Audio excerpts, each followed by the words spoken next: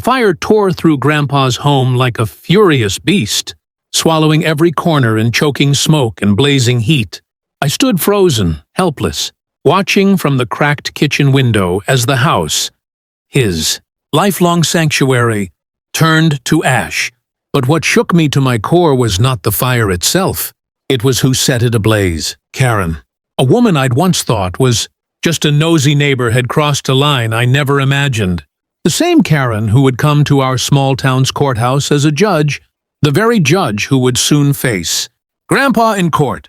How could someone burn a man's home, then sit in judgment over him? It sounded impossible, yet here we were. The flames had been no accident. Evidence would prove it. But the emotional wound was far worse than the physical loss. Grandpa was shattered. His pride, his memories, all consumed in those roaring flames. I remember the night it happened. The air was thick with the scent of smoke and despair.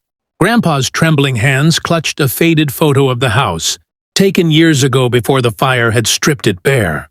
"Why would she do this, son?" he whispered, his voice cracking. "Karen's been after that land for years. She wanted it for a new development. I refused, so she burned me out." That wasn't the worst part. The worst was that Karen, somehow, was appointed to preside over the very case she had caused. The town buzzed with disbelief. Conflicts of interest aside, she sat at the bench, cold and unwavering, ready to pass judgment. I knew we had to fight back. Grandpa was more than just a victim. He was a symbol of resilience, and I was determined to stand by him. The courtroom was packed the day Karen entered. Her presence felt like a storm cloud looming over the proceedings. She wore her robe like armor, eyes scanning the room, settling coldly on Grandpa.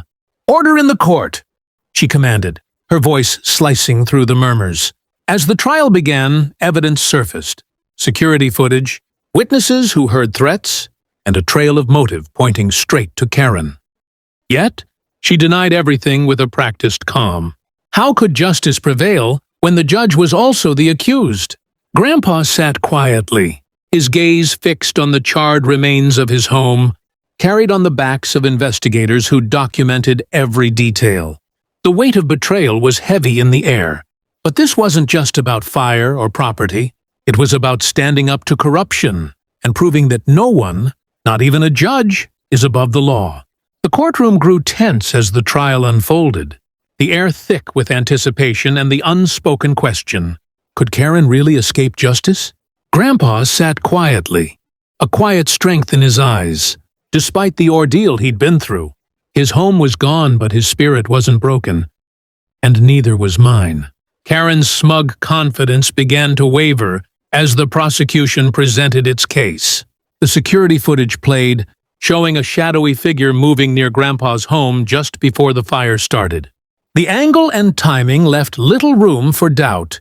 Then came the witnesses, neighbors who had overheard Karen's angry threats, her obsession with the land evident in every word.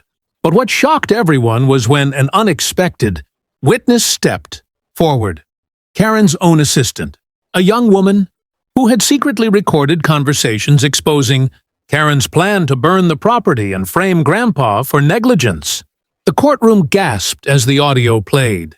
A cold, calculating voice outlining the scheme to seize Grandpa's land by any means necessary.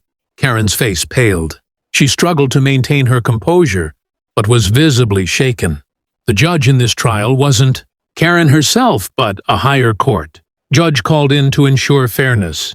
Yet, Karen had to answer for her crimes in front of the town, and the law she had sworn to uphold. Grandpa, finally able to speak, looked directly at Karen. "You didn't just burn my home," he said quietly but firmly. "You tried to burn away my dignity. But you forgot one thing. The truth is harder to burn than wood." The jury deliberated, the courtroom holding its breath.